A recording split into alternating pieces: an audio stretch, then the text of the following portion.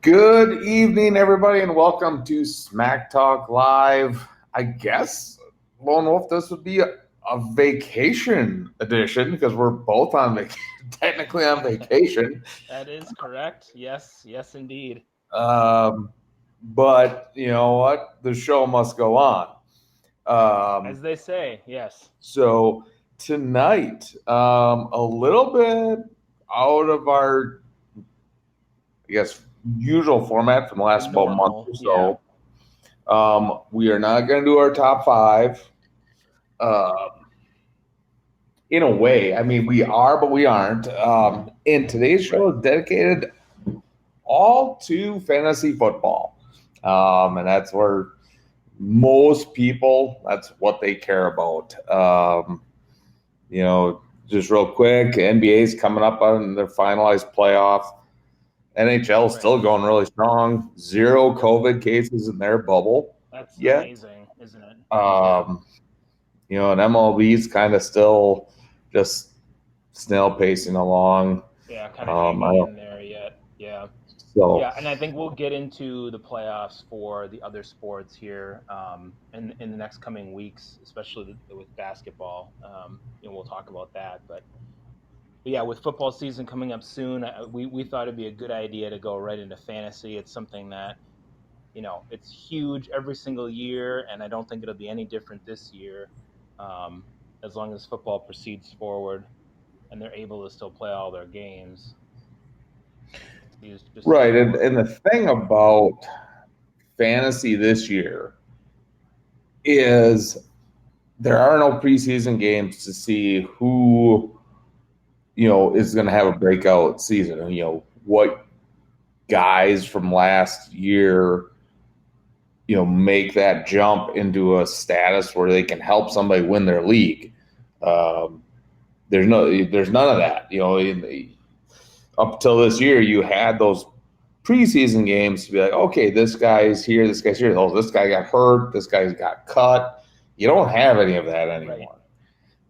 Right. So this year, really, for fantasy football, if you draft somebody and they go down week 1 or 2, and they're your one of your first picks, you're going to be scrambling if you don't draft well in the later rounds.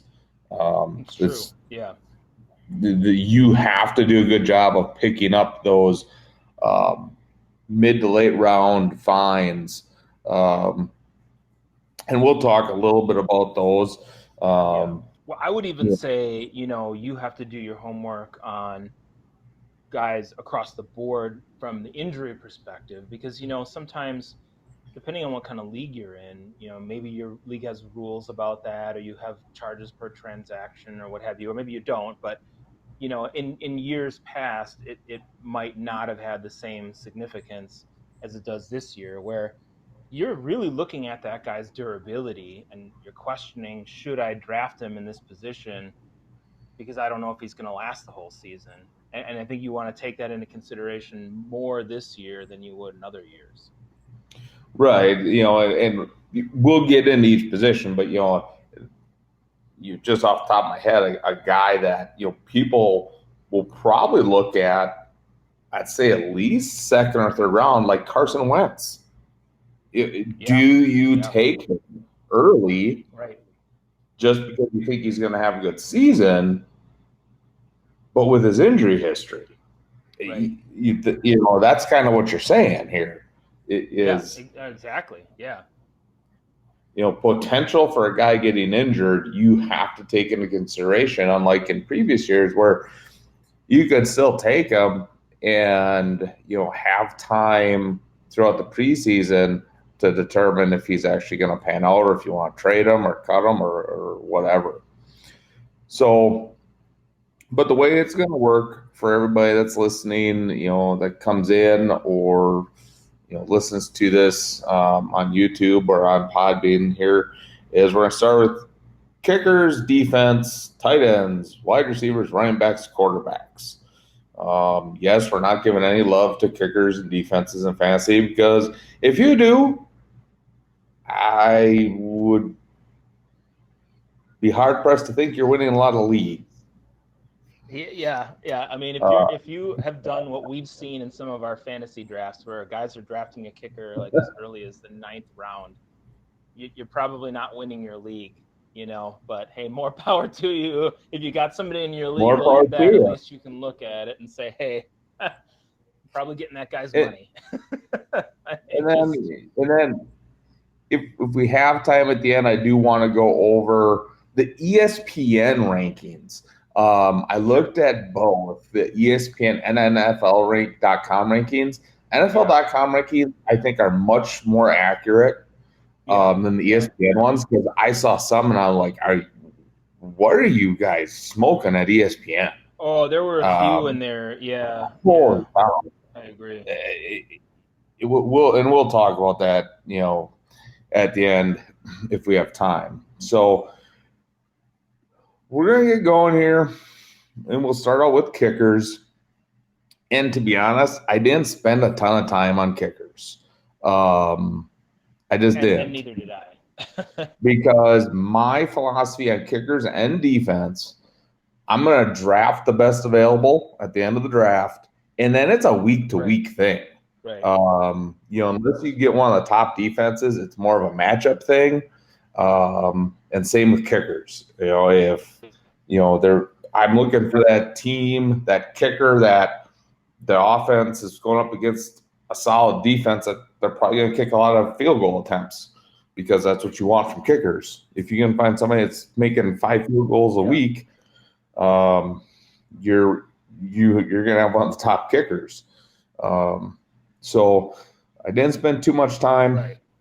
but um, I did, look at the ranking. And neither did I. You know, I mean, that's just yeah, just honestly, you know. So if anybody out there is like, my God, why not? Well, I guess sorry, that's just the way it goes. Right. Now, So a kicker can determine whether or not you make the playoffs and so on and so forth. We had that happen a for couple sure, years ago sure. for me. Yep. I was able to land a guy that came in for somebody that was injured, and he kicked me into the playoffs. Right. That does happen, but it's Right. not the Yeah. norm. So Right. we're going to start here. My number five, the guy that I would probably look at as number five here, and he's down farther in all the rankings, but it's just because of that Right. offense and the division that they're in. Um, Right. I'm looking at Justin Tucker. He would be my number Okay. five. They're going to score a lot of points. Um, Yep. they're in a division that has some, I think, besides the Steelers, I think Cleveland could hold them to some field goal attempts, but they're still going to put up enough points there where when you play Cleveland, they're going to score points. So it's just I don't know how the kicker on the team that has probably one of the best offenses in the league right now is down farther than as far as he is. So Justin Tucker is my number five. Okay.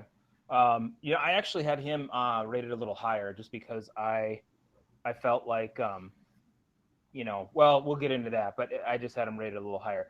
My number five is actually a guy who is probably is a little farther down on the boards as well.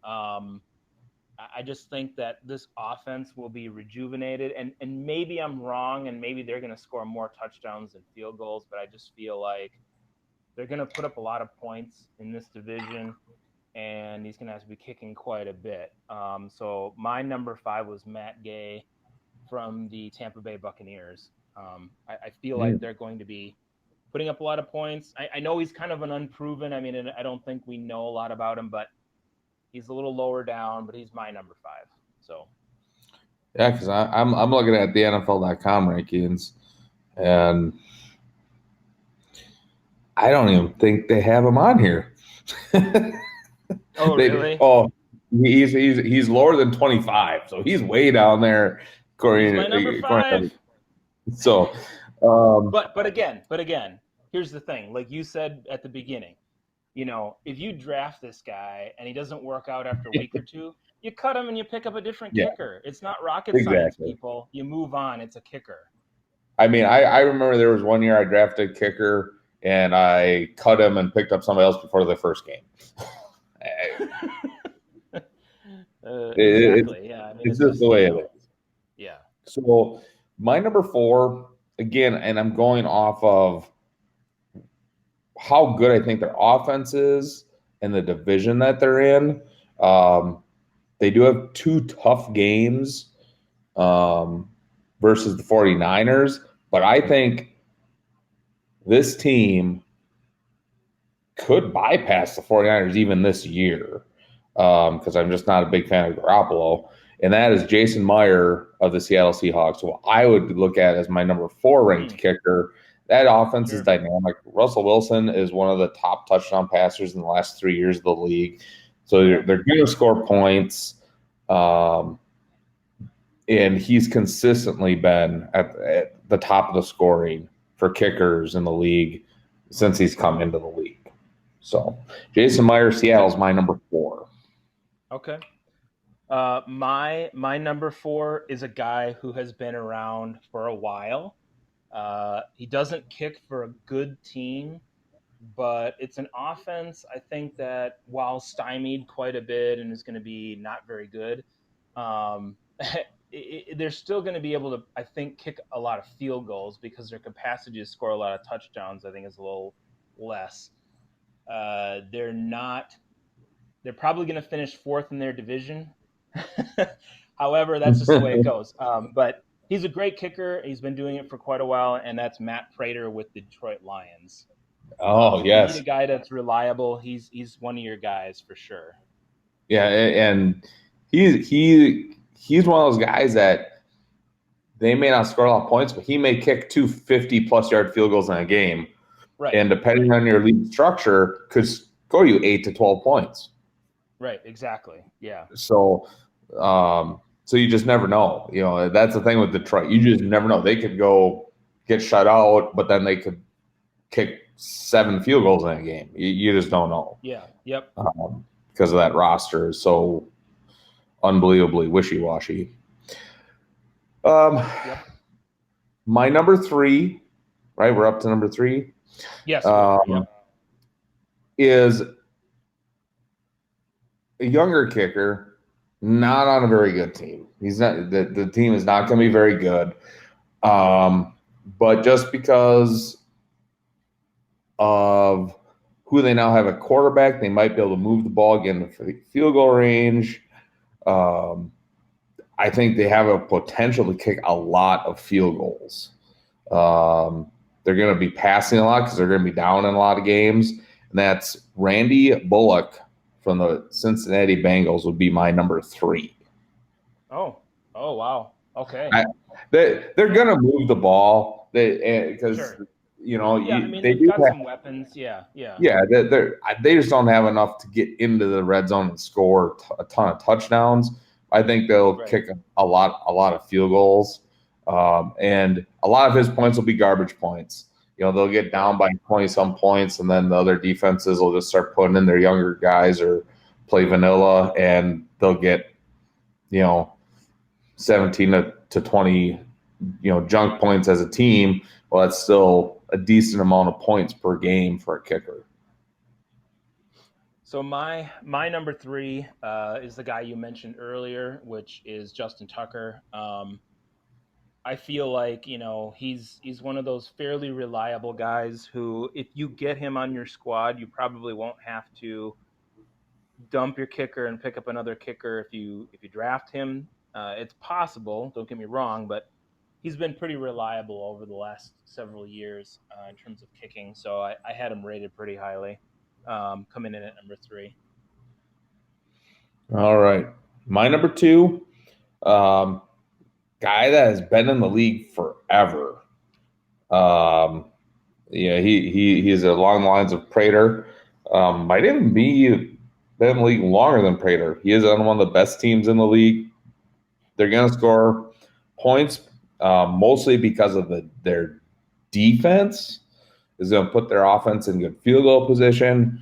Um, and that would be Robbie Gold. of the 49ers. So I just they're one of the best teams in the league. They're going to score a ton Yep. of points, especially against bad opponents. So he's going to get plenty of opportunities to kick. Um, so So he's my number two. the best part about this coach is two things. One, I had the same number two because I don't think he got enough love. He was always a really good kicker, and I was thinking along the same lines that you were when I picked him. And the second thing is, wouldn't the Bears kill to have him back as their kicker? Oh, no kidding, because a couple years ago when they missed that The kick, double doink. that would have changed the complexity of that offseason. I'll tell you that. Oh yeah, yeah. I mean, and just think about having a guy that was more reliable and doing well, Mhm. as opposed to the carousel that they've had in Chicago over the last couple of Oh, seasons. It's been awful. yeah, it's been bad. Been bad So down in Chicago, and it's not going to get any better, I don't think. So, no, no, not at all. So on to the number one. yep, on to number one. So this is probably to most would be a dark horse team to make the playoffs. Um, they're going to be much improved. They're in a good division because you have the Super Bowl champions in your division. But other than that, you're going to be able to rack up some points. And that is Daniel Carlson of the Las Vegas Raiders. Um, again, they have the offensive weapons to get at least into field goal range consistently. Um, he's now kicking in a very, at least home games is going to be kicking in a very nice stadium. Um, you know, and they should be one of the better teams in Are the you looking at the AFC. stadium right now? I'm not looking at the same. I have been by it. Um, Okay. you know, they are opening it up for tours, but I'm not spending the money to go tour it. So, but I have been by it. It is a very nice stadium. All right. My number one is kind of a safe pick in the league's probably best offense, maybe top three offense. We'll see, but um, it's nothing surprising here as Harrison Butker as my number one. Um, they're going to score points. They're going to put points up on people. Yes, they're probably going to score a lot of touchdowns, but maybe just on sheer volume, you have him on your team because he's going to be Right. kicking a lot because of the amount of points they're going to put up just over the course of the season. So, Yeah, and I have them downgraded just because it's going to be more extra points. They might score 35 points game, but it's only going to be five extra points. yeah, So, that's why I downgraded him because he's going to have a ton of opportunities to score. Kansas City scores touchdowns. That's right. why I didn't have him in my top five. Um, I feel like there's going to be some opportunities there, and if he kicks four extra points and a field goal or five extra points in a field goal, you're still doing pretty good. So, right. So, just real quick, a couple of people not on the list that could have good seasons. Obviously, Will Lutz from the yeah, Saints. the Saints, yep, definitely. They're going to be an explosive offense again. And then, and he's not on the high on the list, but I'm going to tell you, What's his every name? year he gets knocked. Um, and obviously, he has to be cleared to play right now. Right. But you can never count out Mason Crosby. Um, the guy can just kick the ball.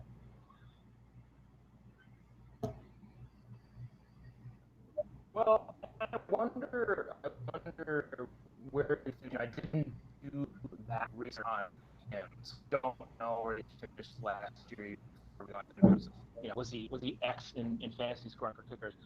But yeah, he's consistent. Outside of one bad year that he had, And McCarthy stuck with him, kept him around. But outside of that one bad year, he's been really, really great. So yeah, I agree. He's one of those you can never really go wrong. And I think the Packers offense is is going to be serviceable. It's going to be pretty good, I would think. They were 13-3 last year, um, so I would say they're probably in good shape. And he's a good kicker. All right. So moving on to defenses, and Defenses. I, I'm looking at these rankings right now. I'm a little shocked at who they have at number two, but again, I didn't spend a ton of time here because for me, it's unless you have one of these top tier defenses, it is more of a matchup thing. I agree. So when I'm looking at the defenses, it's more of a what have you done at the when I draft a defense? Like you, are you a top tier? Were you trending last year? Did you add pieces? Um, so And I got to tell you, Coach, before we jump into the number five, the ESPN as compared to the NFL rankings were wildly different in looking at these. yeah, Wildly different. Yeah. so everybody knows I'm looking at the NFL.com rankings, not the ESPN rankings. So And I looked at both. So I'm just letting everybody know that I looked at both and I just formulated my own opinion based on some of the criteria that we were just talking about. So yeah, so when I look at this, and I mean, when you go and look at it, I don't think they're going to be as good as the NFL rankings state, but I think they are going to be a very good defense. And my number five, I wouldn't hesitate this because the division, besides themselves, isn't that great. And that'd be the Green Bay Packers. The NFL has them at number two.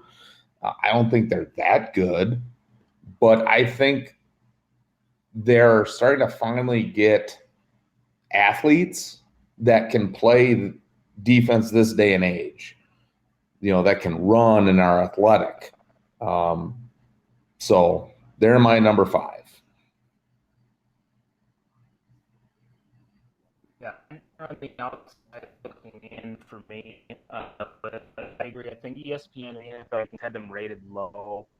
Well, ESPN rank, I should say, had them rated really low, depending on the scoring structure. You said NFL had them higher, but either way, they were for me on the outside looking in. But my number five is an improved squad. I think they're in a division that will allow them to have some favorable matchups. And my number five was actually the Colts defense. They added some pieces. I think they're going to be a lot better. And not that they were horrible last year, but I think they're going to be a much better defense this year. All right. My number four is a playoff team, but they have them ranked really low, which is kind of shocking. Um, and that is the Tennessee Titans. I think they're going to be a much improved defense. It's another year under Vrabel. You're not in a very good division. I think they're going to be one of the best in the league. And they are rated really low on both sites. And I'm a little surprised about that as well because I also had them as my number four. I was looking at them and I was like, how are they this low on both of these sides? I mean, I get that maybe maybe they look at it and they don't see that one playmaker that's just so good. I don't know what it is. I really honestly don't know, but to me they're my number four. I don't know. They're really good. And Vrabel's a great coach for them. Right. My number three, I'm agreeing with the NFL here, and that'd be the Baltimore Ravens. Again, one of the best in the league last year. They're going to be one of the best in the league this year. I think there are two defenses that are going to be better than their defense. Um, but the Baltimore Ravens will be my number three that I would pick. Yeah, and I'm uh, Ravens really solid.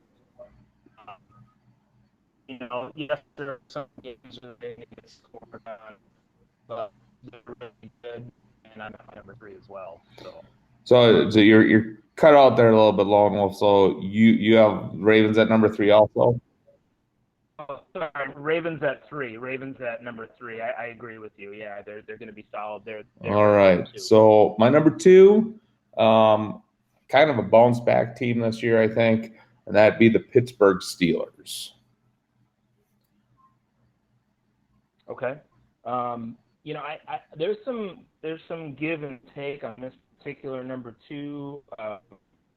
Don't get me wrong, I like the Steelers and I think they're really good, but I still really like the Bills, and I think that their division lends itself well to having a really good defense against those division teams. I mean, I realize they might play some teams that will give them some problems, but I still really like the Buffalo Bills. I put them at my number two overall. All right. My number one is honestly the most explosive defense in the league. They're going to be again this year. They didn't lose anybody except one person by a trade, and that is the San Francisco 49ers. Um, if you don't have them as your number one, Lone Wolf, I'm going to be shocked. uh, So my number one defense was it was a toss up between the Bengals and the Dolphins. And, I'm just kidding. The Lions. No. Yeah, it's obvious. I mean, the 49ers are about as dominant of a defense as you can have in the modern era. It's not the Bears of a couple of years ago or Ravens of the 2001, what have you. But they are really good. And they get a quarterback and pile a ton of sacks. They may be the only buy and hold defense if you have a buy and hold for your defense throughout the Right, course. exactly. If you're able to get them, you're probably not letting them go. They'd have to have some stuff, Right. major stuff happen where they would fall apart. Um, Right. Like Bosa goes out for the whole season or something, and then and they lose, some other players or whatever for major injuries for a long time, and their whole defensive makeup is just totally different. That to me would be the only thing that would really change the dynamic of it. right. So moving on to tight ends, um, the you look at it and really after, I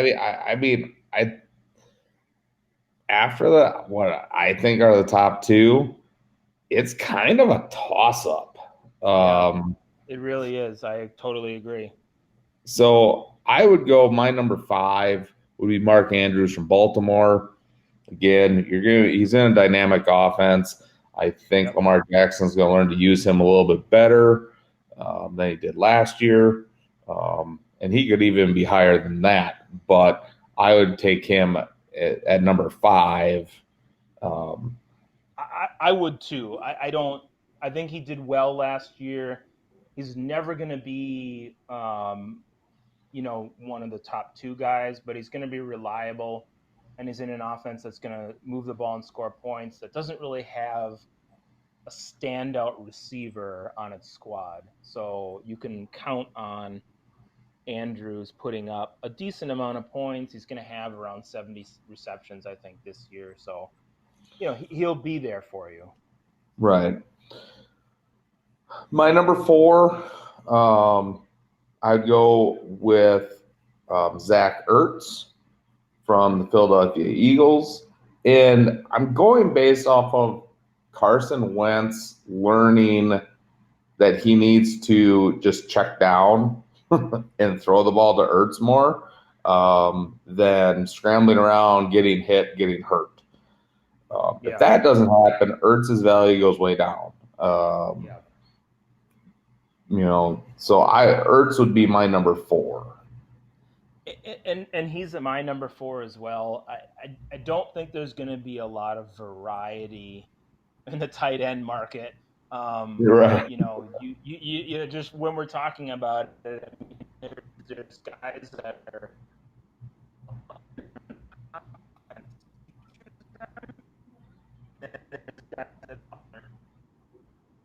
and they're run blockers or whatever primarily, and inconsistent. Some of the guys I look at below the top five that we're talking about, there's maybe one or two we can say, okay, this guy's going to be maybe a breakout star, but for the most part, it's going to be pretty vanilla when it comes to this. I mean, I had the same thing as you. I had Zach Ertz at number 4. So Yeah, and I do. I'm just going to give a quick public service announcement for those people that are listening or listening to the recording. Lone Wolf's in an area where his reception's spotty, so you're kind of cutting in and out. So we're kind of making this oh, I work. apologize. Yeah, So nothing we can really do about it. It's nothing that neither of us are doing. Um, so yeah. we're gonna hammer through this. Is All right, probably be one of our I'll do quicker my best. I'll shows. do my best, Coach. So so this will probably be one of our quick shows. We're gonna move through it a little bit quicker just because of Sure. reception. Some of We don't that. want to have to deal with that for too long. So my number 3, and this is where we may differ a little bit. I think this is just one of those improved teams. They're going to continue to improve. And my number 3 would be Darren Waller from the Raiders. Yeah, we are not going to disagree.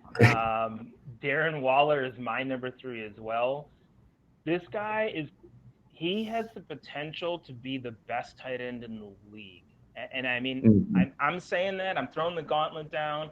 I know Travis Kelce and George Kittle are out there. I understand people are going to probably flip out, but last year he showed things that looked to me like he could be a stud. And I'm putting him at my number 3 because he's not the proven commodity yet for the other two guys. But I agree with you. This guy he could be phenomenal. He already is really good. He could be phenomenal. Right. And I think what hinders him is Derek Carr's a good quarterback, not a great quarterback. Yeah. If you put him with somebody like Mahomes or Prescott or Rodgers, the guy's a stud. That Right. Right. he's unstoppable. So my number 2 would be George Kittle, and the reason I like Kittle more than Kelce, I think he is overall a better athlete, but I give Kelce the edge because of who's throwing him the ball. Yeah. I Yeah. I'm not a big fan of Garoppolo. I think if the 49ers had a chance to go out and trade for like an Aaron Rodgers or somebody like that, they'd take it in a heartbeat because they know Garoppolo is a game manager and is not going to throw them to a world championship. Right. And they're not built for that. So for that reason too, I was in the same boat as you. Um, Really, to me, you can't go wrong with either one of these guys on your squad. But my number 2 is also George Kittle, and I gave the edge to Travis Kelce at the number 1. So So again, that would be we agree basically on all our tight ends. yep, Andrews, Ertz, no mystery Waller, on that one. Kittle, Kelsey. So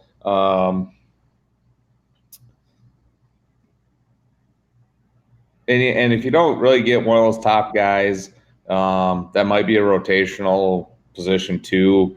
In fantasy, Sure. you can either have one of the studs or you have to have two guys and look at the matchup. And, you know, I always had good luck with Greg Olson, who's with the Seahawks now. Right. So, all right. Moving to probably going to be one of the more interesting positions besides, Positions here. Yep. Yep. you know, because even running back and quarterback, I don't know if there's going to be too much debate there, is wide receiver. Um, you have a lot of really good wide receivers, in the league. Um, when I look at wide receivers, I look at who's throwing them the football.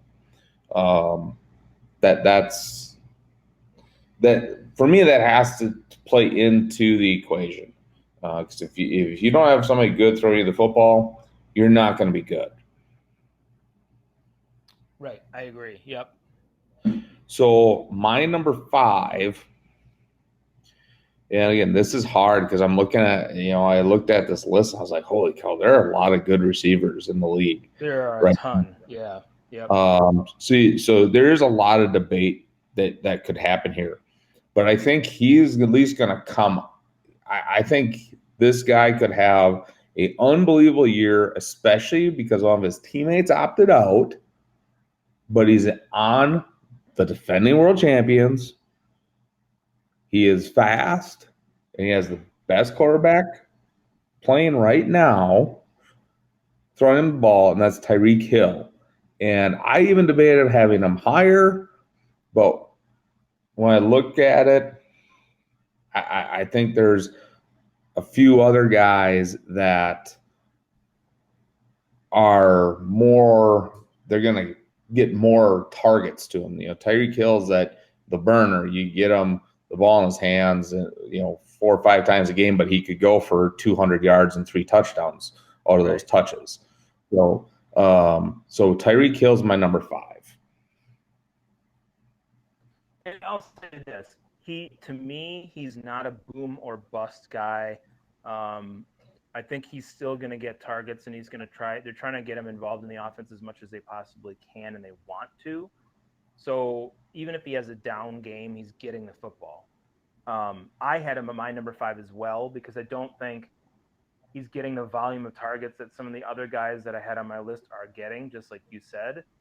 But he plays in a variety of roles and he's on the field on downs when some other guys might not be. So to me, he's got opportunity. Um, and I think that plays well into it. So Tyreek Hill is also my number five. All right. So number four, and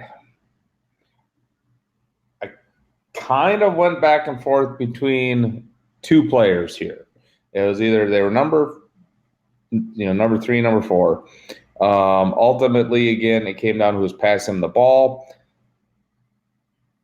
And the only issue I really have here with this player is that he's in an offense that has a ton of weapons. Um, he's playing also with a very immobile quarterback.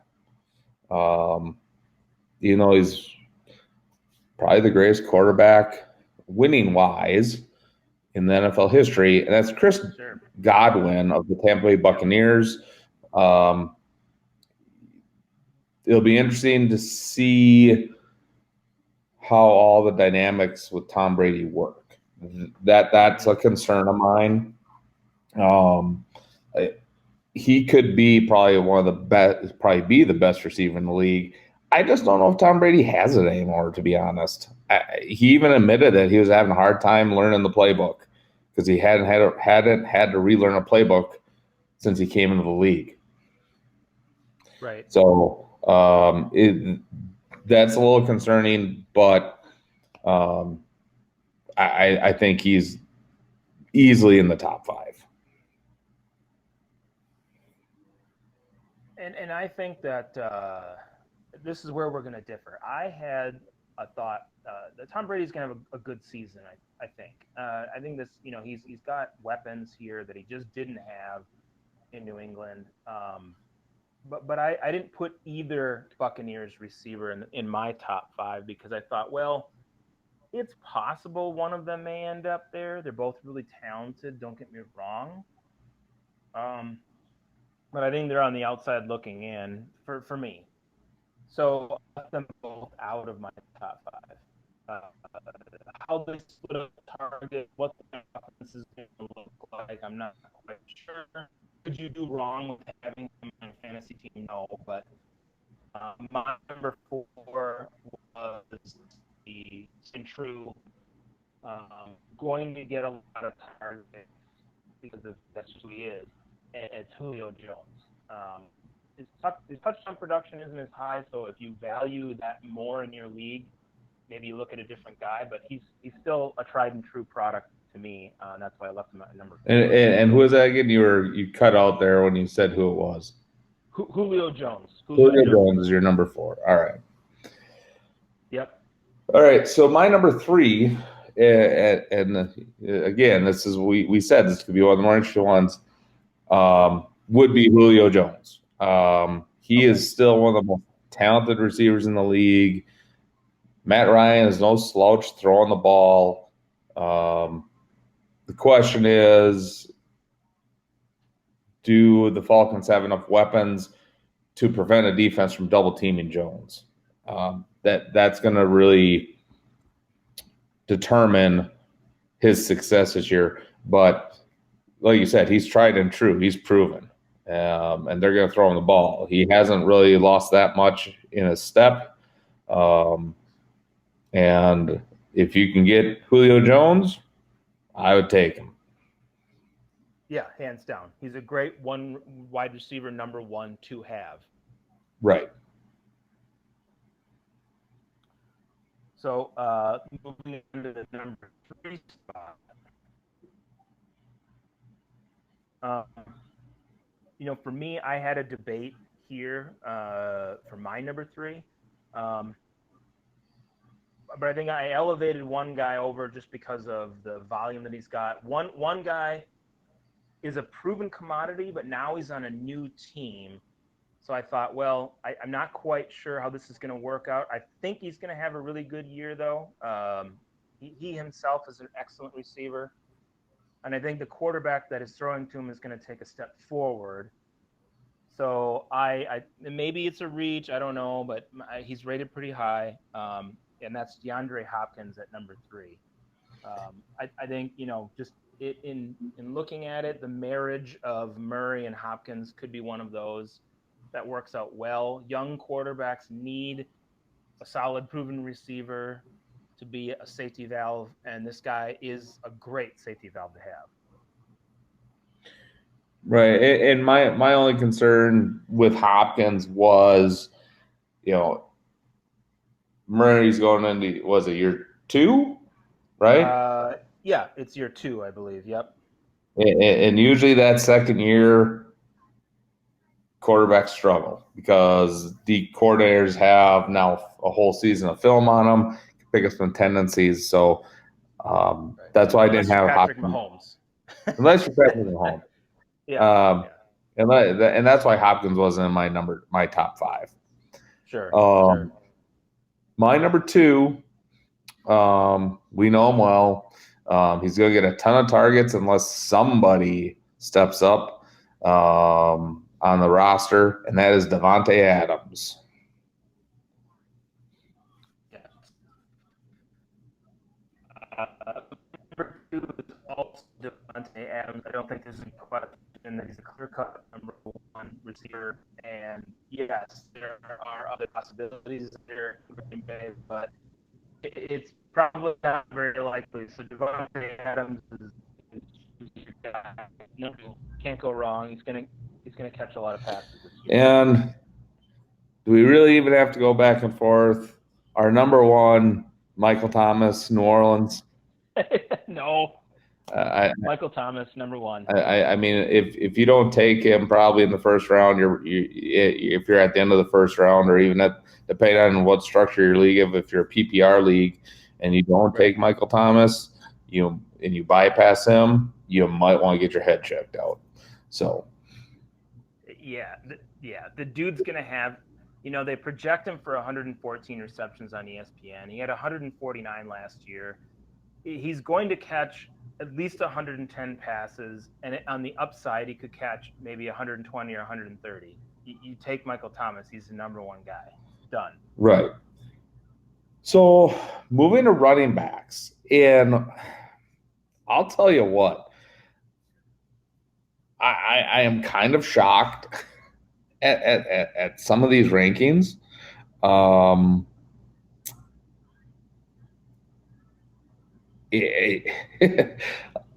So am I. So am I, I. I, Oh, I I mean, I think we can clearly probably go one, in 1 and 2 for sure, and just get those out of the way. right. I think so. Um, I had McCaffrey as my number one. Which is to me, there's absolutely zero debate for him being number one. Right. And depending on again on your league structure, he might be the number one overall pick in your league, depending on your league structure. If it's Right. not a Right. PPR league and you don't get points for the number of completions from your quarterback, etc., McCaffrey's probably going to be your number one pick in your draft. My number two Correct. would have been Alvin Kamara. He catches and runs the ball. Okay. Well, and we actually differ on that one, Coach. So maybe there is some room for some debate here. All right. Well, who did you have at your number Because two? we'll go in reverse order. I actually had Dalvin Cook as my number two. Ooh. Um, and I know that might be a little bit of a stretch for some people. I know about some other people here, but I think you see what the Austin wanted to run with Dalvin Cook, and when they were doing it and they were successful doing it, um, he was and he was I have at top fantasy season. Can he surpass McCaffrey? I don't think anybody can, but to me, if the Vikings are smart, and I know that's an if, I know that they're smart, he will be a top three fantasy running back. So, And I don't doubt that he has that ability. Um, Injury concern for me, big time with Cook. He was hurt a lot in college. He's been had multiple injuries now in his NFL career. Um, yeah, he is a little disgruntled with his contract situation, and if he even has a minor injury, he may just say, "I'm shutting her down." So that's where my concern would be true. Yeah, yeah, I hear you. Yep, with taking him that high. Um, sure, sure. Kamara, he to me, um, you know, he's just not. He can catch the ball out of the backfield. He can run the ball. Um, Right. that. Well, it's not like I left him off my list or anything, but I know what you mean. Yeah. So, um, so number three, um, I would have to go. You know what? I'm gonna go. I'll go with Dalvin Cook at number three. I was gonna go with Barkley. I just don't trust the Okay. darn Giants, and I don't care how good Barkley is. If you can put 8 guys in the box, you're gonna have a tough time. And yeah, he's gonna get his points, but he's gonna have those really good games and those really bad games. Dalvin Cook will be solid Right. week in and week out as long as he stays on the field. Right. Yeah, as long as he's healthy. Yeah. Yeah. Um, my number three was Ezekiel Elliott. I still feel like this is still a really good offensive line, and he's a really solid guy. It'd be interesting for me to see if COVID had any effect on him since he did have the virus at one point, whether that's going to play into anything over the course of the year or not. But when he's on the field, that team is better. Dak is better. The offense is better, and he's pretty much going to get the ball a lot during the course of the game. So he's pretty steady. That's why I had him at my number three. All right. And he would be my number four. He is one of the best backs in the league. Um, I mean, he is a threat to go for a touchdown every time he touches the ball. Um,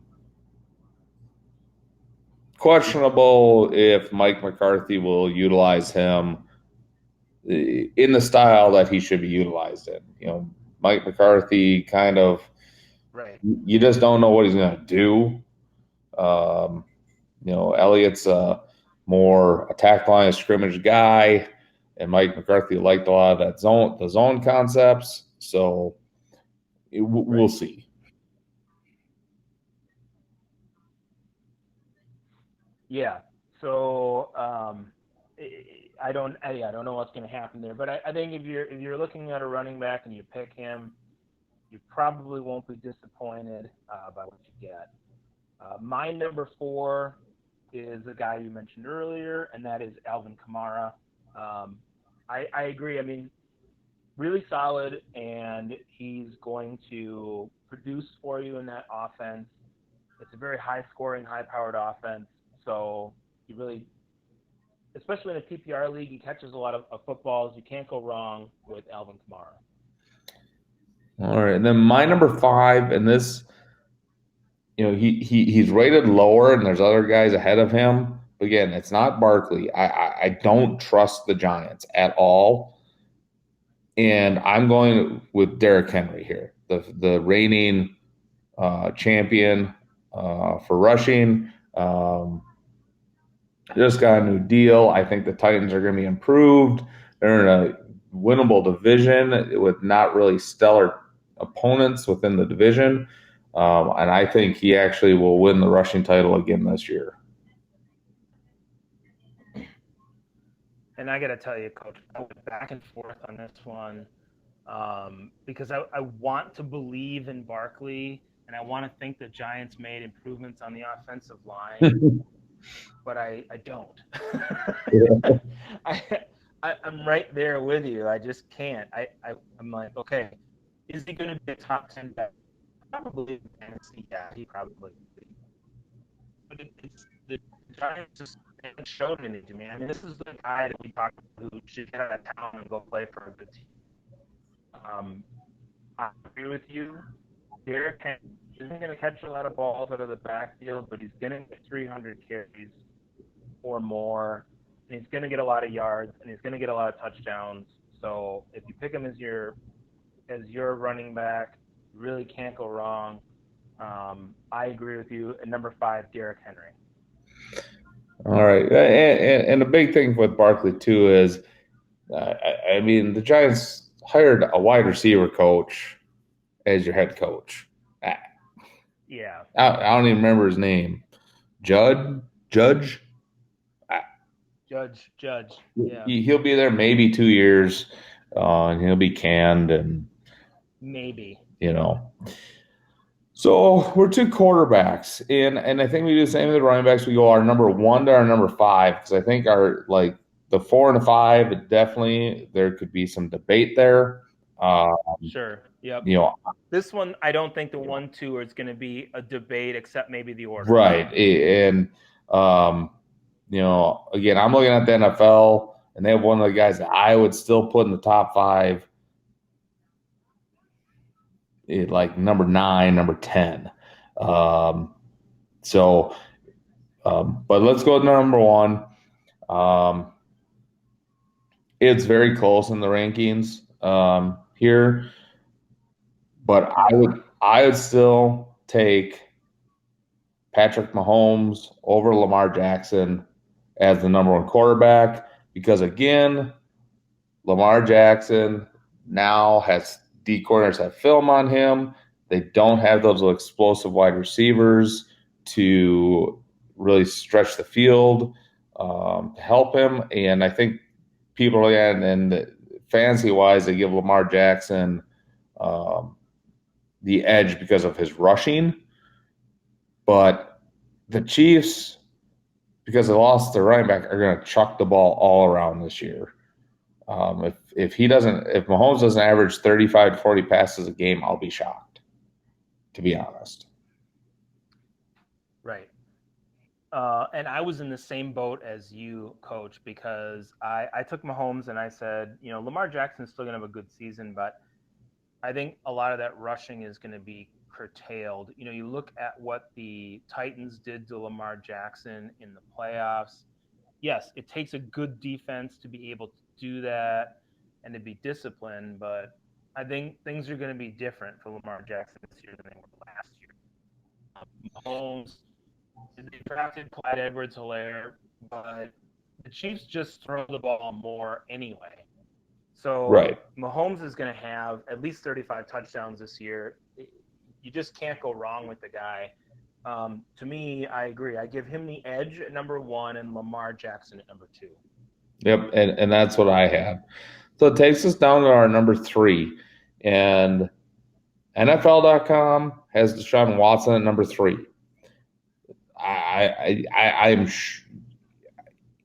I'm sure he's a great quarterback, but you traded away one of the best receivers in the league, and I don't think you really addressed the receiver need. Right. So at number You got three, Brandon Cooks. Come on.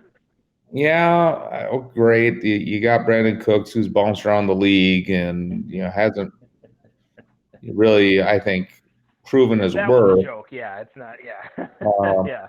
but I would go with Russell Wilson, and the reason is he just throws touchdowns. He has over the last three seasons, and you got to remember Patrick Mahomes.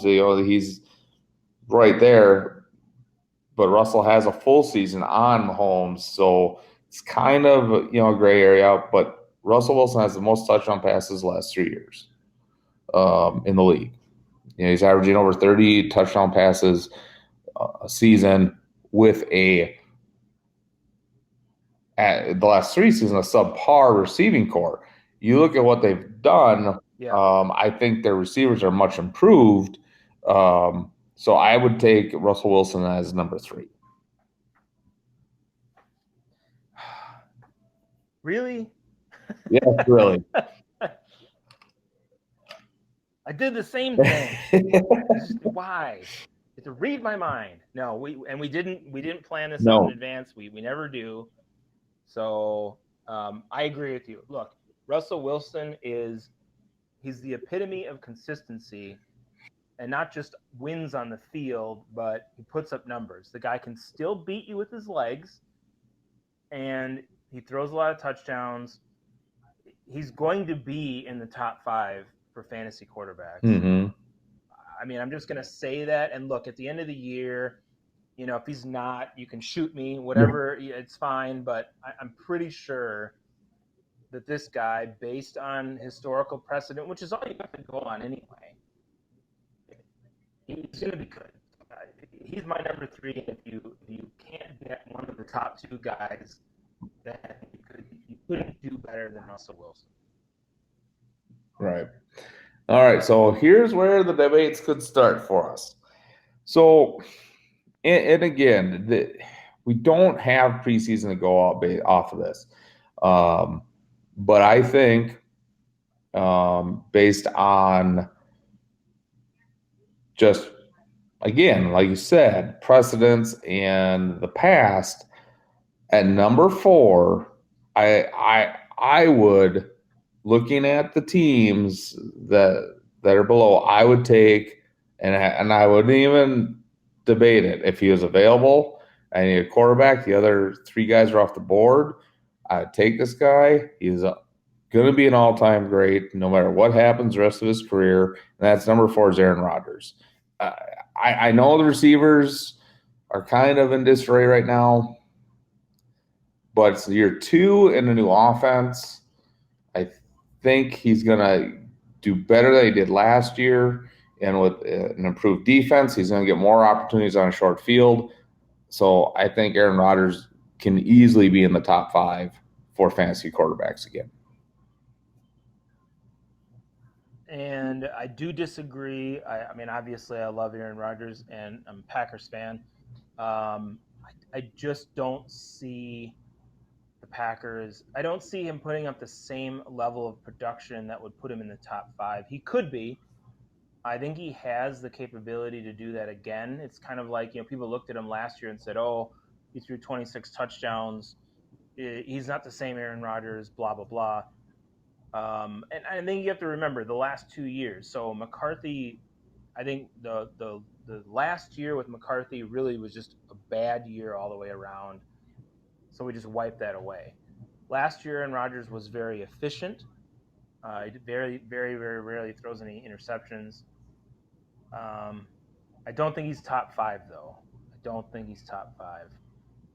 But Um, I'm going to leave a guy off my list that some people are probably going to balk at, but I'm going to put this guy on my list. And I know he's older, but I think he's got one last hurrah in him, and that's Tom Brady at number four. Oh, wow. Um, I think he can do it. I think he can do it. He's got two of the best receivers in the league, and I know he's ancient. And I know people are gonna whatever, but he can. I think he can do it, and he's probably outside of most people's top five. But I don't want to. I don't want to discount him. Tom Brady is my number four. All right. Well, I'm going for it. my number five is along the same precedence. I think this guy, I mean, a bad year for this guy is still a year that any quarterback in the league would take. And this is definitely his last go round. You have a ton of offensive weapons. You have an improved defense, hopefully. And if I were him, and looking at fantasy projections, I'd be very offended because you have guys such as Josh Allen and Kyler Murray ranked ahead of you by NFL.com, and that would be Drew Brees. Um, I he is just a stat. He's way down the Yeah. list. Did you see And, that? and I get it. He's old. It's his last year, unless something drastically changes. But look at the weapons he has. You have Michael Thomas. You have Alvin Kamara. You have Jared Cook, who the Packers should have re-signed. Oh God, yes. And that's just the top guys. That offense, weapon-wise, I think compares to Tampa Very Bay. potent offense. Yeah. And I would take Drew Brees over Tom Brady.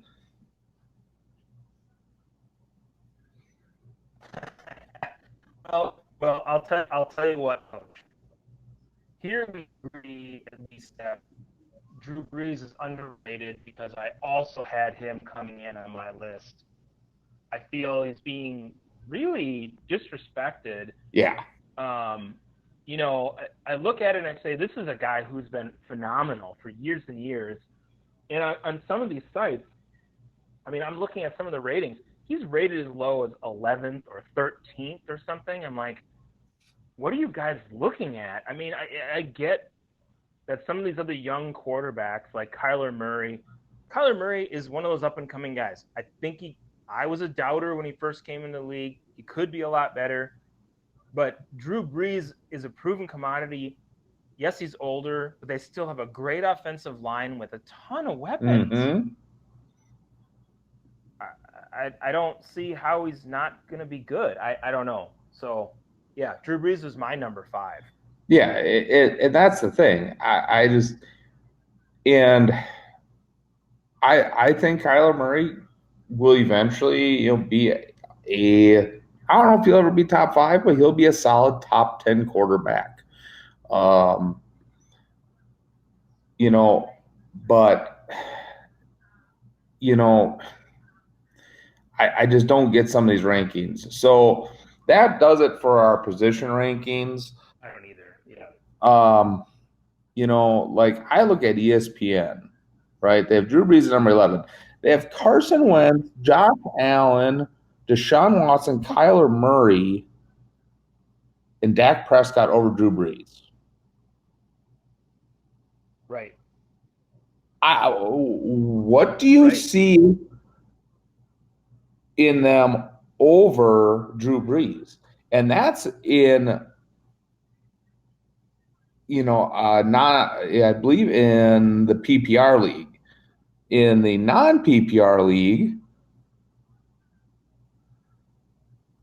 my computer would load. They have him a whole one spot higher.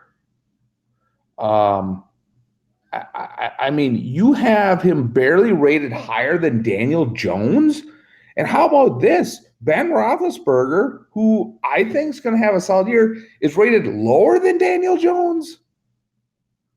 Right. I- Right. I got to be honest with you. Ben Roethlisberger is one of my sleeper Yeah, quarterbacks for those people who are out there. I mean, he's coming off that injury. He can still produce. He's older, but he's going to have a really good year. If you can't get one of the top tier guys, look at him. right. Drew Brees. Did you read the caption that they had about Brees on there? They said, well, he missed 6 games due to injury, but when he was playing, he was fantasy's number 2 quarterback. Oh, okay. So are you on crack? Because now you're saying he's not that good because he's 41 years old. Yet you have Tom Brady at number 7, who's 43 years Right. old, but you think he's going to have a great year. I, I don't know what's going on with that at all. I don't get it. So, I don't get it at all. As long as Drew Brees is on the field, he's going to be one of the best quarterbacks in the league from a fantasy right. standpoint. And I'm going to call out ESPN, and I do it a lot because I think these guys are a bunch of boobs, to be honest. Looking at these rankings, Yeah. I don't like Minnesota. I don't like Kirk Cousins. I don't think he's a good leader, but he produces stats. He's a stat machine. He always has been. They have Kirk, Oh yeah, they he has have been. Kirk, Yeah. they have Kirk Cousins ranked 21st. They have him below Ryan Tannehill, below Joe Burrow, below Jared Goff, below Baker Mayfield, below Cam Newton, below Daniel Jones.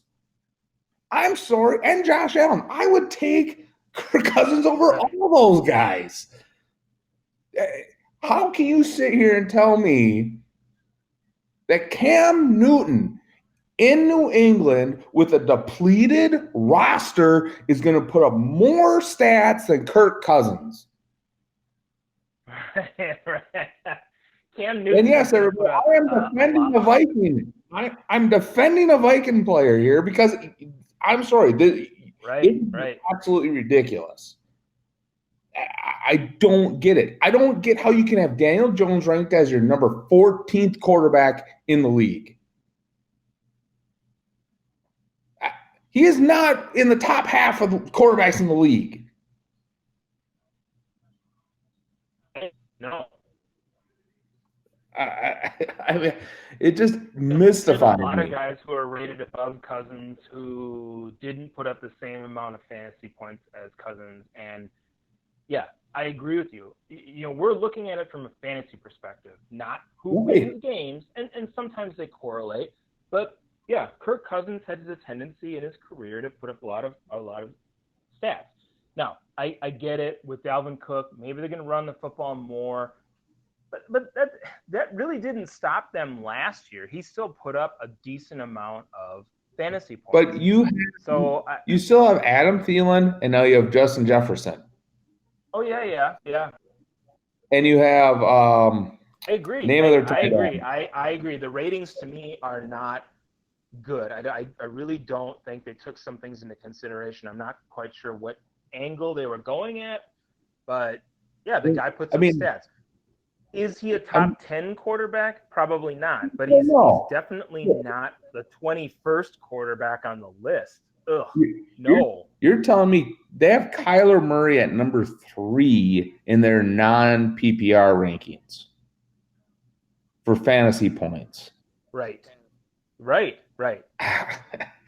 I I don't see it. I think Arizona's going to win more ball games, but it's not because Kyler Well, he's Murray. rated really, really high Yeah. on both sites. Yeah. Um, And look, people, okay, I'll tell you this right now. When Kyler Murray came into the league, I said, it ain't gonna happen. I don't think he's that good. Okay, year one, he's proved me wrong. He did a pretty good job year one. Now, year two, look, guys have slumps sometimes in year two, like we were just talking about. So it's possible that there's some regression, or maybe it is even better. I mean, I kind of said, hey, DeAndre Hopkins, he's going to have a safety valve, but you have to look at the offense overall and really take that into consideration. I don't think he's going to be a stat machine top 3 fantasy quarterback, which some of these are rating him top in that area. right. I don't see him being a top 3 fantasy quarterback. I don't. Sorry. So Yeah, either do I. So now go over to running Yeah, back once. And if you go PPR, again, and they do this, they do two different rankings. But you look at PPR because a lot of people do PPR leagues. I think more people do PPR leagues now right. than they have in the past. Then Um, not. I think so. Yeah. Yep. but you look at Aaron Jones from the Packers, number 11. Not a bad ranking, but look at what mystifies me is the guys ahead of him. Not all of them, but there's a couple. Yeah. Joe Mixon, see, Cincinnati's going to be lucky to win 3 games. Nick Chubb, Yeah. I mean, Austin right. Eckler. Well, and here's what I'll say. Some of these guys too, right? Look, Nick Chubb has Kareem Hunt in town. Nick Chubb should be the number one guy, but for some reason the Browns bring in Kareem Hunt, and they're going to add him to the mix, which is going to make Nick Chubb's value go down. Nick Chubb should be the number one guy. Austin Eckler, and people are going to say, okay, well, he's the number one guy now. But really, what people need to understand is Melvin Gordon was there, and Right. Melvin Gordon took some of the onus off of Austin Eckler. Austin Eckler caught like 90 passes last year because he could be that guy. Now, if he's the feature guy, he is going to struggle. I'm sorry to say this, people, but he is not. He may be a top 20 fantasy back. He's not a Well, top 10. He and might be even on the outskirts of the 20s. I mean, well, he's just not going to be as good. and you have to look at the That's quarterback. how it works. You have Tyrod Taylor as a quarterback now. I'm sorry, Correct. Or the rookie, the Herbert. rookie. Philip Rivers was a threat to throw the ball down the field. Tyrod Right. Taylor Exactly. and I don't even remember the guy's name. Justin Herbert. Justin Yep, Herbert Justin Herbert. are not. They are not. Right.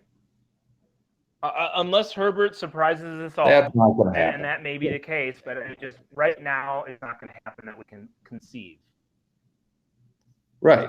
So I Yeah. mean, Yeah.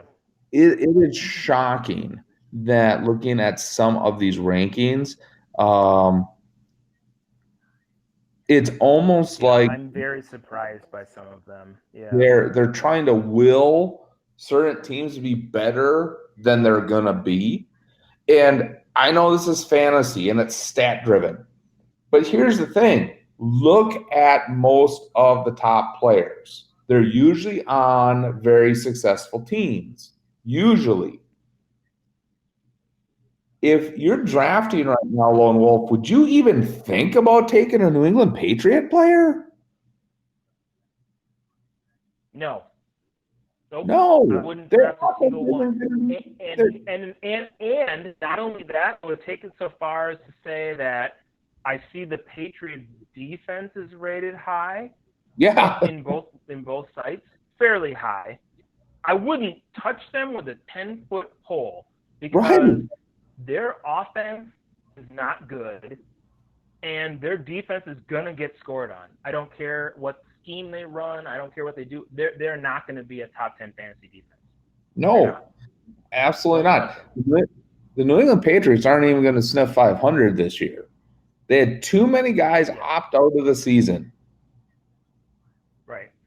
Their roster is already So depleted, and now you have guys opt yeah. out.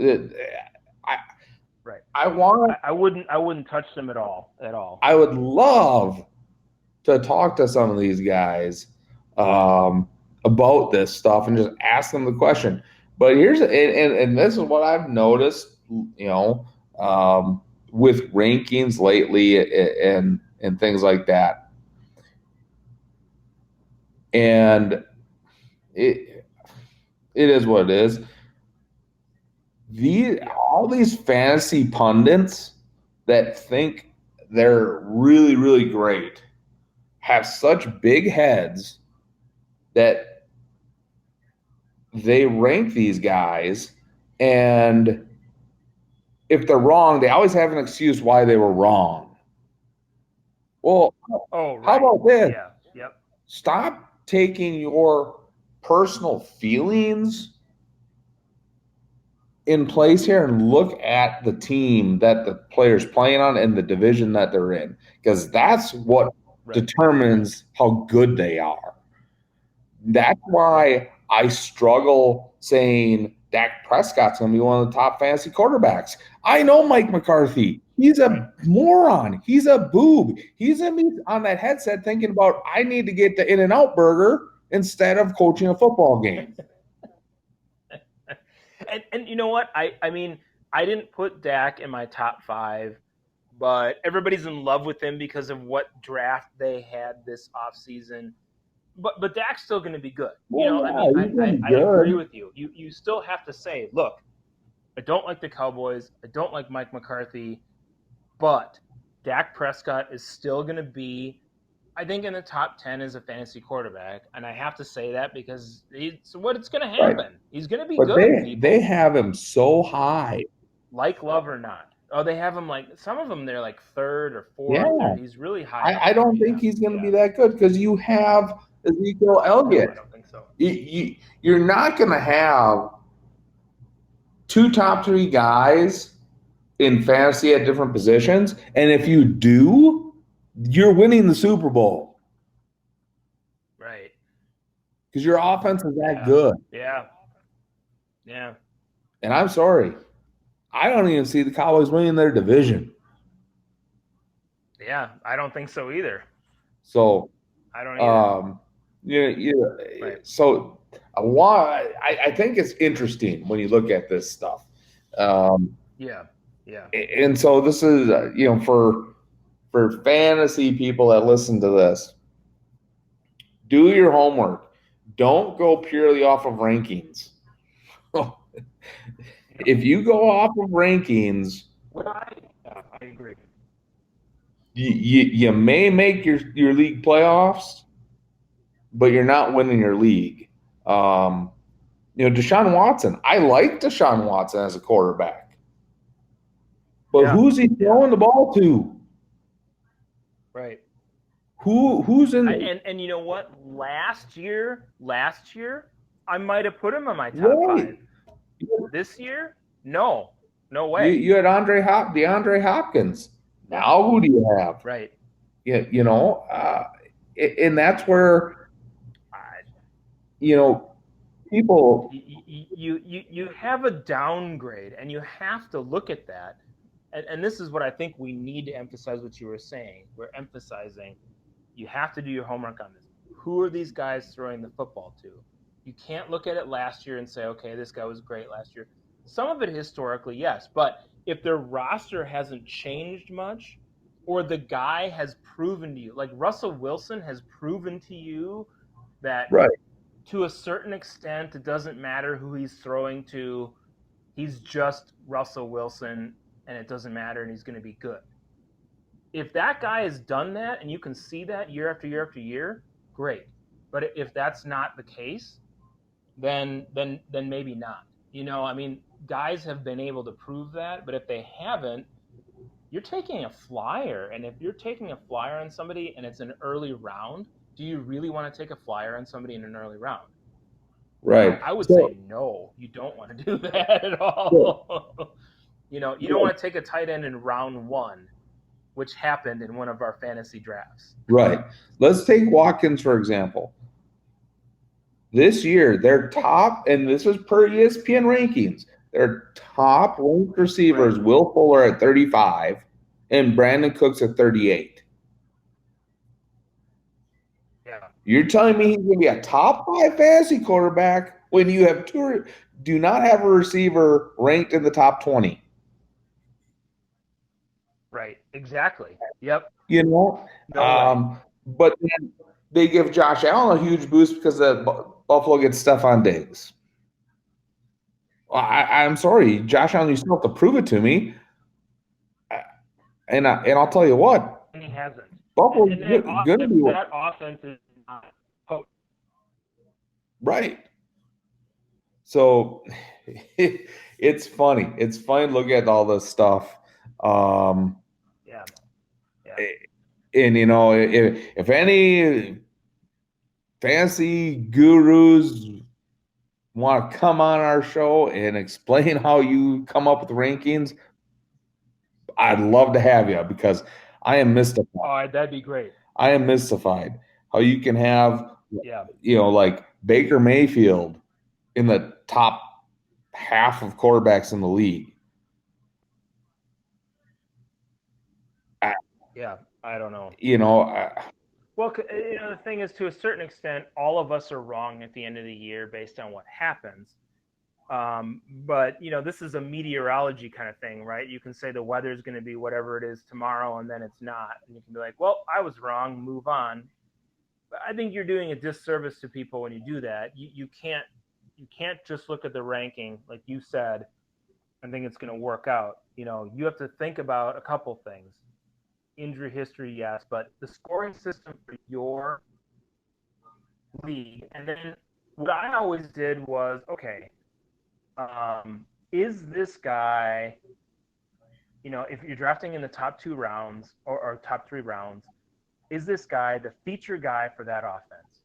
Whether it's running right, back or whatever, how many targets is he going to get as a wide receiver? To me, that is one of the biggest stats. They talk about targets and they put it on there, but I don't think enough people look at it. If you're drafting a wide receiver, how many targets does he get? Targets right, equals volume, and volume equals passes. Just can't catch the ball. Or the quarterback is that horrible. And you need to look at that too. But volume goes a long way to determining should I draft this guy? And if he gets right. 170 targets over the course of the year, yeah, I think it's a safe bet to say you should draft that guy even if he catches only 90 of them, because he really isn't that good. That's 90 catches. That's pretty good for the course of the fantasy season. Right. So again, you go back to this other stuff. I was talking about, you know, Josh Allen. You have Yeah, Josh Allen ranked above Jared Goff, but you have Jared Goff having the number 15th and the number 18th ranked wide receiver in the league. That I don't see how those two things correlate. If you have two of the top 20 wide receivers fantasy wise, your quarterback's going to be in at least the top 10 because how are they getting the ball? right, So right. be careful when you're drafting. And like you said, these pundits, these gurus, supposed gurus, are doing a disservice to people because here's the thing: you get paid to do these rankings. This is your Correct. job. Exactly. You should be picking apart every single little thing and being very nitpicky about this Mm-hmm. stuff. Yes, you Because should be. Absolutely. I agree. there's people, unfortunately, that'll spend thousands of dollars on fantasy football. And I'm not going to Mm-hmm. say whether that's right or wrong. People do it, Right. but it's your job to give them the best information possible.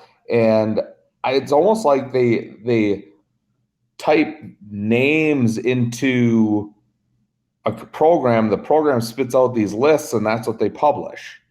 Um, Yeah.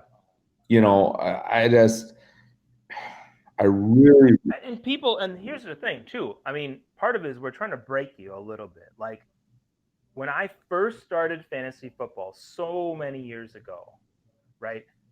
I lived and died by the list yep, that was published. A list. You looked at it and you said, "Oh yeah, this I got to do this. These people know more than me, definitely."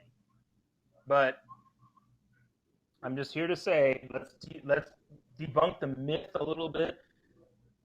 You can do the homework and you can be better than them, or you can be on par with them, and right, you can do a good job in your league if you do your own homework and understanding a few certain things about how your scoring system works and the players and things we just talked about. Because I think you just take the blank rankings and they're like I said, they're doing you a disservice. I don't think they're doing enough homework on them and they're putting them out there. and you follow them blindly, and then maybe you get lucky, but most chances are you probably don't. Right. And then the other thing you have to do too, and and it takes a while to get this mindset when you're drafting fantasy. Yeah, You cannot draft as a fan of a team. no, So not at all. you can't be sitting there, if you're drafting, out of a 10 team league, drafting number 8 in the first round, and you're a diehard Packer fan, and there's a guy that's probably going to be better statistically than Aaron Rodgers. You can't take Aaron Rodgers. You can't waste that No, pick. no, you can't. No, But it takes time. You have to separate yourself from as a fan to actually being involved in the whole drafting, right, and right. not be worried about, oh my lord, I didn't take my team's guys. Um, Yeah, then it does be it's it's a numbers game. I mean, you have to think about what the production of that person is going to be. Yeah, you can't get wrapped up in the, oh, it's from my team. Now, granted, if a guy's there and he's really good and he's from your team, yeah, you draft him, but yeah, you have to look at it from the numbers standpoint, the production exactly. standpoint. So again, a couple things that I think that could impact some of the fantasy stuff. And I'm sure you saw my text earlier. The Packers actually claimed 2 wide receivers this week. A, a Yep. Fulham from Detroit, and then they signed Malik Harris, I believe it is his Yeah, I name. saw that too. Yep. He was on the Seahawks last year. Um, you know, will it improve their offense? I don't know. Maybe, maybe not. Um, there is Yeah. a rumor that they may be looking to trade for a wide receiver. Um, Two, also, I think they understand that they need an impact guy now. They can't wait for one of these young guys to develop. Um, Mhm. but we'll see. I mean, part of that was maybe addressing that in the draft, but I had that debate before. Right. So, And again, you look at the wide receivers out there. Um, you know, there are guys that probably will be available um, here as the teams have to pare down their rosters. Um, you know, right. so they don't need one of those top tier guys, but like they need a guy to stretch the field is what they need. Um, Yes. you need Yes. to find a speedster that can stretch the field. Um, and we talked about that last week. With possibly Antonio Brown. If you take that chance. Right. Um, but I think there's going to be some guys available that could help after cut downs. We'll see, but if the Packers somehow get a wide receiver, or like Malik Harris proves that he can be a nice complement to Devontae Adams, that now all of a sudden makes Aaron Rodgers a much more valuable quarterback um, for fantasy purposes. I think Um, so too. Yeah. and I think a big thing, like you're talking about Tom Brady. I think a big thing for him is, can he gel with those weapons? Because you got to remember too, they brought in Gronkowski, which I don't know how good Gronkowski is going to be. I really don't. I think he's just there kind of for the show of things. From what I'm seeing, you know, but he could be good. Now, I'll tell you what, in this, there are a team I think who would be open to trades if the Packers are looking for it, are the Rams. And the Rams do have two good receivers Hmm. there, Robert Woods and Cooper Cup. Um, Right. Cup's more of the catch and run type of guy. Not, but Robert Woods, he can take the top off of a defense. Um, you know, they're Yeah. still in. And oh, coach, I was just gonna say it's Malik Turner, not Malik Harris. Oh, Malik Turner. Sorry about that. So, Right. Yep. No, it's okay. and the Rams are a team that are still in kind of in cap purgatory after they made their run. Yes. And I called this. I called this for the Rams as soon as they start signing all these Yeah. people. Um, that and Minnesota's going to be in the same spot here in another year or two, probably after this year because Delvin Cook's going to want a contract, and then they gave a big contract to Thielen, they gave Kirk Cousins an extension, and you're Right. seeing it now. They Kirk can't sign Cousins, all these huge guys. extension. Yeah. So, and another team, depending on how the season starts, that could be looking to trade is Atlanta. So that's also too when you're drafting for fantasy, you got to kind of look at could a player be on the move? Um, you know, Right.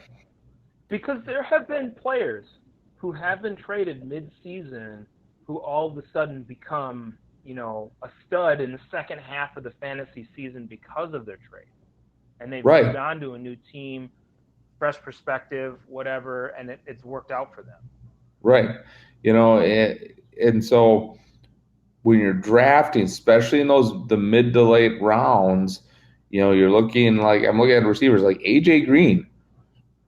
He could be a flyer to take later Yeah, in the draft because I guarantee you, if they right. start out poorly, which they will, even though he Which signed they will. the franchise tender, he's going to be on the trading block.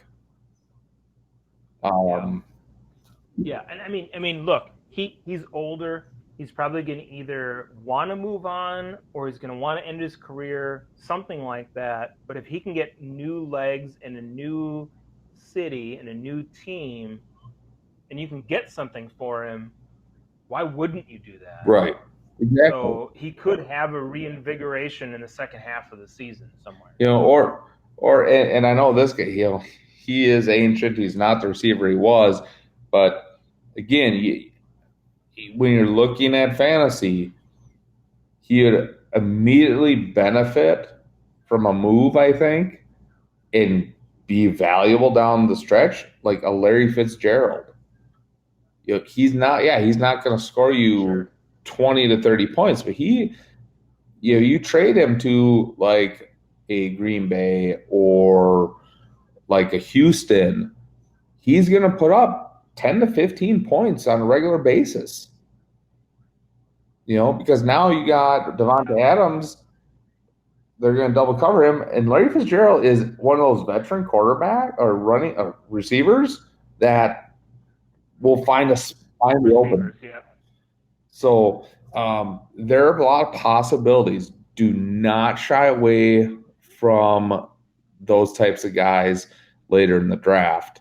Right. And I Because agree. I think that's a later round flyer. And if you take a later round flyer, you should take those things into consideration when you do that. Either it's a guy who you're banking on being better in that situation, or it's a guy like you were just talking about where, well, maybe he'll get drafted. You hold him there, you leave him on your bench, and then he moves on to a new situation, and you got him sitting on your roster, and you're like, week 8, guess what? right, This guy got traded, and now I've got a viable starter on my squad that I didn't have before. right, And I got him in round 13 or whatever. exactly. And those are things you have to do your research on this stuff. Um, and that's it mystifies. I had listened to these nationwide podcasts about fantasy things like that, Yeah. and people ask them questions. They don't really give them an answer. they Right. kind of be like, well, you got to take this stuff into consideration. Well, you're not helping somebody draft or No. set their lineup, and that's what you're supposed to be No, doing. and you have to commit. And look, you have to commit, and no, and the second thing is you have to admit sometimes you're wrong. It's okay to admit you're wrong. Look, Right. I, I mean, you're not always going to make the correct move when you're in fantasy. You look at what's there and you say, "This is what I think we should do," and then you may make a mistake, um, and that happens.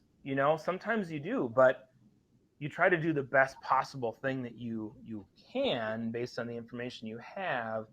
But if you're out there and you're getting paid to do this, you want to do the absolute best job that you possibly can and not just throw something out there. I feel like a lot of these guys throw something out there and then they're like, well, it's fine.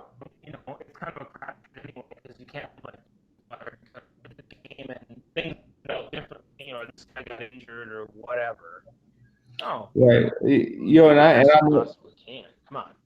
and I'm looking at this, and I'm not going to say the pundit's name because you can go look at the ESPN rankings. He has Rob Gronkowski ranked as the seventh best fantasy tight end.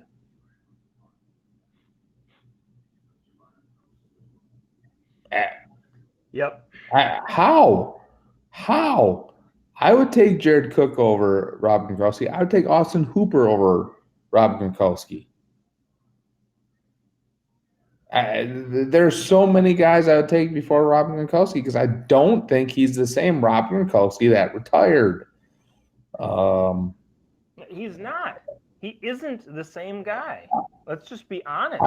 I'd take Kyle Rudolph over Rob Gronkowski, and they have Kyle Rudolph ranked 24th, who is lower than Jace Sternberger from Green Bay. I'm sorry. I remember watching Kyle Rudolph tear teams apart underneath. Yeah, yeah, It's and amazing. and I think he's and I would there's a whole bunch of guys on this list that I would say, and no offense to Rob Gronkowski, but he just isn't the same guy he used to be on the football field, who was one of the top two tight ends in the league. Right, exactly. I mean, you- He's had so many injuries, so many, and Father Time catches up with everybody. Look, can he be great? Yes, he can be. But I think what you're going to see out of Gronkowski is flashes of who he used to be and then games where he right. disappears. You look at him physically from when he was with the Patriots to now, he is much smaller. Right. Yeah. He is not going to be that seal blocker on the edge like the Patriots had, and then sneak out underneath. Um, you know, it's going to be interesting in Tampa Bay because that could be one of the best offenses in the league, or it could totally fizzle. Um, you know, the good thing is they have a coach I think there that will make it. Um, at least a viable offense and get them into the playoffs. Yeah. All right, Yeah. Lone Wolf. I think they Well, will to definitely. believe it or not, our time is up. Unless you have anything else you'd like to talk about. No, no, I think we covered it. We could talk about fantasy probably for hours on end, get into sleepers and late round picks and all these different things. But this was a good show. I think we covered the fantasy world as much as we could. So I do not have anything to add outside of that. All right. Well, thank you everybody for tuning in. Um, we'll be back at it next week from home again, not on vacation. Nope. So, um, The workout is a good show. right. So we will talk to everybody next week. Again, have a safe week, be smart, and have a good night. Good night.